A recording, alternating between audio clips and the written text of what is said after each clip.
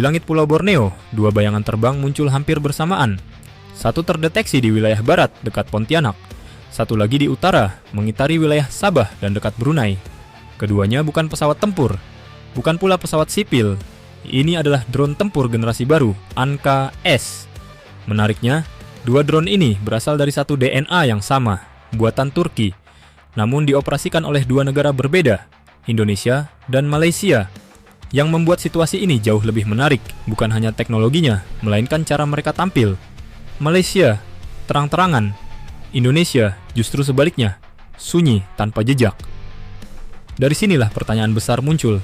Apakah ini sekadar patroli biasa, tes flight biasa, atau ada pesan strategis yang sedang dikirim diam-diam?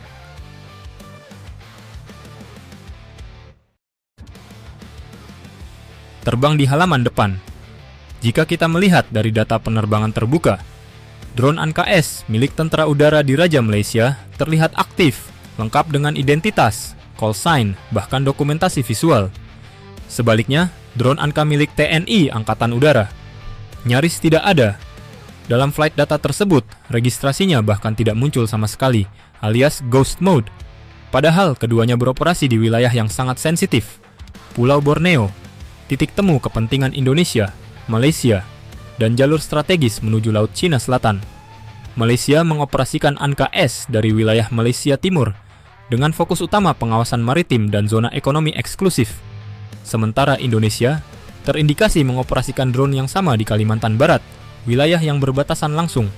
Ini bukan kebetulan, ini adalah penempatan strategis. Anka-S TNI Angkatan Udara versus TUDM. Secara platform, keduanya sama. Anka-S adalah drone kelas MALE, Medium Altitude Long Endurance, dengan endurance hingga 30 jam, ketinggian operasi sekitar 9.000 meter, dan payload sekitar 300 kg. Namun yang membedakan bukan pesawatnya, yang membedakan adalah konfigurasinya. Tentara Udara Diraja Malaysia fokus pada ISR, Intelligence, Surveillance, Reconnaissance. Tidak dipersenjatai, digunakan untuk patroli maritim serta pengawasan wilayah dan terbuka ke publik. Sedangkan TNI, Angkatan Udara, menggunakan Anka sebagai Unmanned Combat Aerial Vehicle, dapat dipersenjatai bom pintar dan rudal, dilengkapi sistem SATCOM dan sensor tempur, dan ciri khasnya adalah operasi cenderung tertutup dan minim exposure. Artinya Malaysia menggunakan Anka sebagai mata, sedangkan Indonesia berpotensi menjadikannya sebagai mata sekaligus tangan.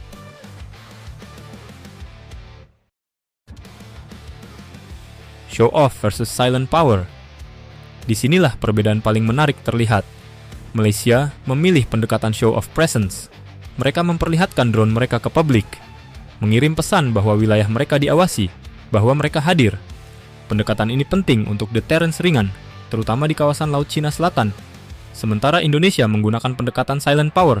Drone tetap ada, tetap terbang, namun tidak diumumkan, tidak dipublikasikan, tidak ditampilkan. Tentu kita bertanya, apa alasannya? Jawabannya adalah karena dalam doktrin militer modern yang tidak terlihat seringkali justru lebih menakutkan. Pihak luar tidak tahu berapa jumlahnya, di mana saja beroperasi, dan apakah membawa senjata atau tidak. Ketidakpastian itulah yang menciptakan efek gentar.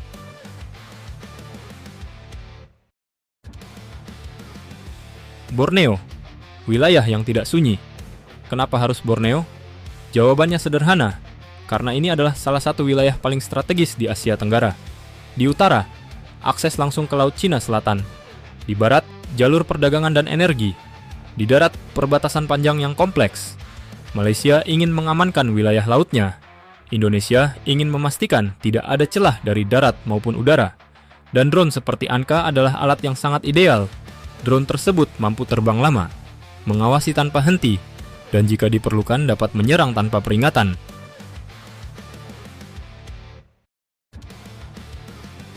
Apa yang sebenarnya terjadi? Jika dua negara mengoperasikan drone yang sama, di waktu yang hampir bersamaan, dan di wilayah yang berdekatan, itu bukan kebetulan. Ini adalah bagian dari balancing strategi. Tidak ada konflik terbuka, tidak ada ketegangan yang terlihat, namun ada upaya saling menjaga posisi.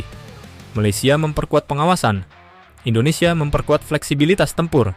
Satu fokus pada visibilitas, satu fokus pada unpredictability.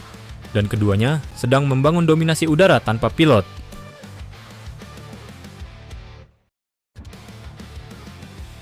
Lalu pertanyaan terakhir, siapa yang lebih hebat? Jawabannya bukan soal siapa yang lebih kuat, tetapi siapa yang lebih siap. Malaysia siap dalam pengawasan dan transparansi. Indonesia siap dalam potensi tempur dan operasi senyap. Dua pendekatan berbeda untuk tujuan yang sama, yaitu menjaga kedaulatan. Dan satu hal yang pasti, langit Borneo atau kita biasa menyebutnya Pulau Kalimantan kini tidak lagi sepi, karena di atas sana mata-mata tanpa awak terus terbang, diam-diam atau terang-terangan, menunggu apa yang akan terjadi selanjutnya.